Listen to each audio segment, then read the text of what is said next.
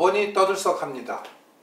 전국 법관대표회의란 조직이 모임을 진행하는 사진을 보고 법률 관련 인터넷 사이트를 찾아보아도 그런 조직이 정작 없습니다.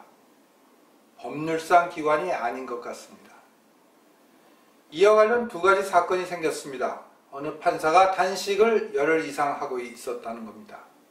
그리고 검찰에서 어느 시민단체의 고발에 의해 대법원장 등을 직권남용의 혐의로 조사하기 시작했습니다.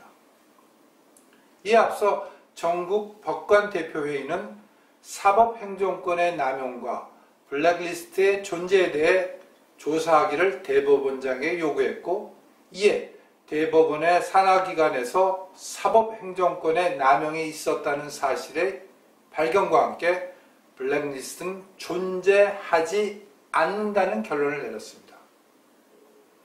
우선 사법행정권 남용은 무엇이고 직권남용은 무엇인가?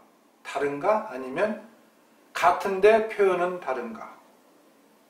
만약 같은데 굳이 표현을 달리 한다면 그 이유는 무엇인가?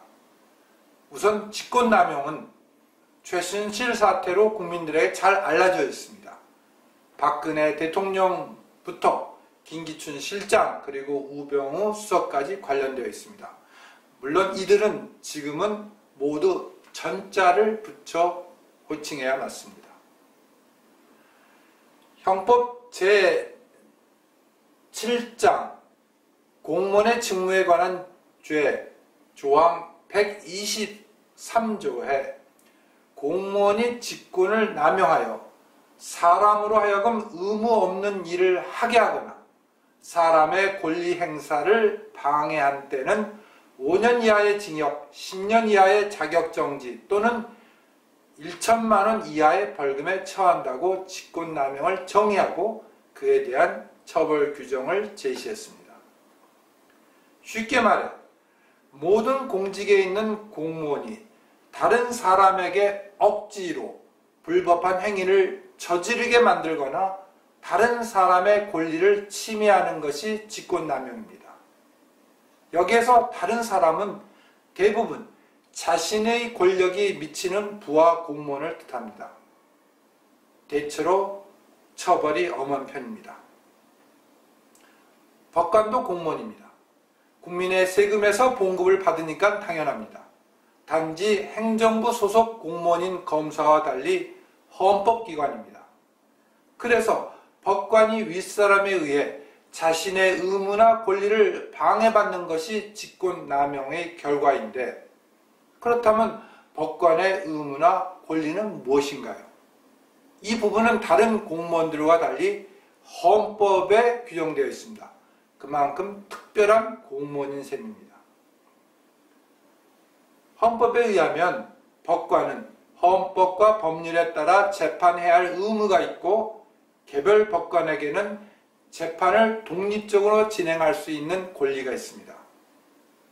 법관은 모두가 독립적이기 때문에 직급상 상급자라고 해서 또는 학연, 지연, 그리고 고시 선배라고 해서 재판에 관해 명령할 수 없습니다. 간섭도 역시 불법입니다. 만약 법관의 재판에 간섭하거나 명령하면 직권남용입니다. 예를 들어 법원장이 자신의 법원에서 일하는 판사에게 재판을 이렇게 하라 또는 저렇게 하라고 지시하거나 의도적으로 암시하면 직권남용입니다. 비록 선배라는 인간적 관계가 있어도 재판에 관해 상담하면 강압적 상담이건 자발적 상담이건 직권남용입니다. 법관에 관한 직권남용은 의외로 간단합니다. 쉽게 말하면 법관은 재판에 관한 한 계급장이 없습니다. 그래서 전국 법관대표회의에서 지원장님, 부장님 등 계급장을 뗀 것입니다. 그렇다면 법관의 신분에 대해, 쉽게 말하면 법관 개인의 신분 보장에 대해 직급상 또는 직무상 상급자가 간섭하거나 위협한다면 이 또한 직권남용입니다. 예를 들어 법원장이 자신이 속한 법원의 판사에 대해 품위 등을 이유로 처벌하거나 인사상 손해를 준다고 위협하면 이는 직권남용입니다. 그런데 현실에서는 직권남용이 법원에서 난무합니다. 그래서 법관들이 들고 있었은 것입니다. 무엇보다도 인사권입니다. 서울에서 근무하느냐, 지방에서 근무하느냐. 더 엄밀히 말해 서울에서 얼마나 떨어진 곳에서 근무하느냐를 결정하는 인사권을 누군가가 쥐고 흔든다면 법관의 독립은 쉽지 않습니다. 여기에서 사법부의 독립과 법관의 독립을 혼동하는 경우가 많음을 지적하고자 합니다. 특히 언론은 사법부의 독립과 법관의 독립이 마치 다른 것처럼 보고 사법부의 독립은 외부 문제인 반면 법관의 독립은 내부 문제로 인식합니다. 그건 틀렸습니다. 결국 법관의 독립이 이루어지기 위해 사법부의 독립이 필요한 것에 불과합니다. 군사정권 때 사법부의 독립이 이루어지지 않았기 때문에 법관의 독립이, 특히 재판이 공정하고 투명하게 이루어지지 않은 것뿐입니다. 사법부의 독립은 법관의 독립, 즉 공정재판의 전제적 조건일 뿐입니다. 중앙정보부 직원이, 즉 국정원 직원이 판사실에서 상주하면서 판사의 재판에 직접적으로 또는 간접적으로 개입하는 것은 사법부의 독립은 물론 법관의 독립도 훼손한 행동입니다. 그냥 중정요원이, 즉 요즘 말하면 국정원 요원이 판사실에서 차만 마시고 조용히 있는 게 아니었던 셈입니다. 그런데 오늘날 대한민국에서는 사법부 독립은 달성됐는데 법관의 독립이 이루어지지 못한 것입니다.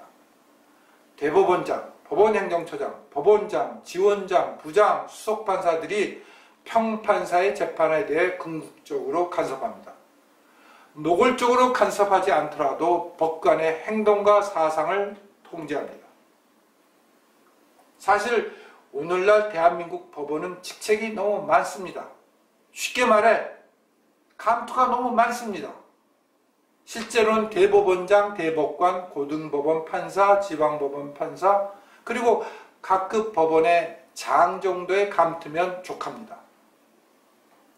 특히 고등법원 부장판사는 법원의 꽃이라고 서로 그 자리를 차지하려고 난립니다. 그럼 누구는 고등법원 부장판사가 되고 누구는 되지 않습니까? 더 현실적인 문제는 누구는 서울에서 근무하고 누구는 지방에서 근무하는가? 모두 인사권을 장악한 사람이나 조직이 결정하는 것이 아닙니까? 결국 대법원장과 법원행정처장인 셈입니다. 그리고 각급 법원장의 입김입니다. 그러니 당연히 블랙리스트가 존재할 수밖에, 화이트리스트가 있지만 굳이 리스트까지 필요 없습니다. 최순실 국정농단에도 화이트리스트가 있다는 말이 돌았습니다. 문체부가 콱콱 밀어주는 예술인 명단입니다. 그렇지만 국민을 분노하게 만들고 대통령을 탄핵까지 이끈 것은 예술인의 블랙리스트입니다. 특정 예술인을 감시하고 불이익을 주기 위한 리스트가 블랙리스트. 그렇기 때문에 법관 블랙리스트가 심각한 것입니다. 예술인 블랙리스트도 결국 대통령, 비서실장, 수석비서, 문체부 장관 등의 직권남용이었습니다. 그렇다면 판사의 블랙리스트는 누구의 직권남용인가요?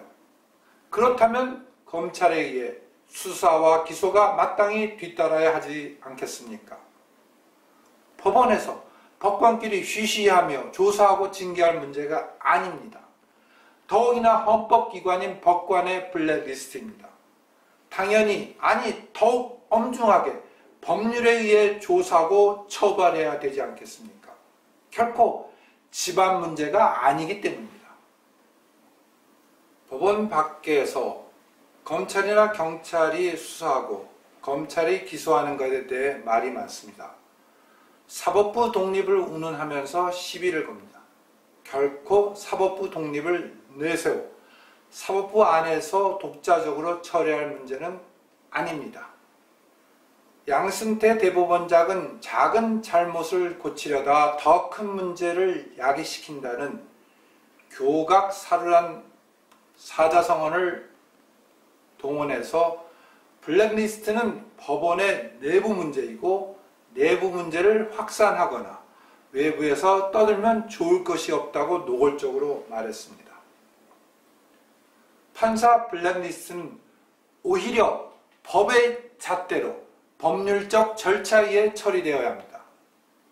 아직 법원을 신성가족으로 성역화하려는 사법부 독립이 법관 독립을 위한 전제 조건이라는 사실을 의도적으로 외면하려는 꼼수에 불과합니다. 아직도 법원이나 법관이 꼼수에 연연하는 모습이 국민들의 눈에는 오로지 처량하게 보입니다.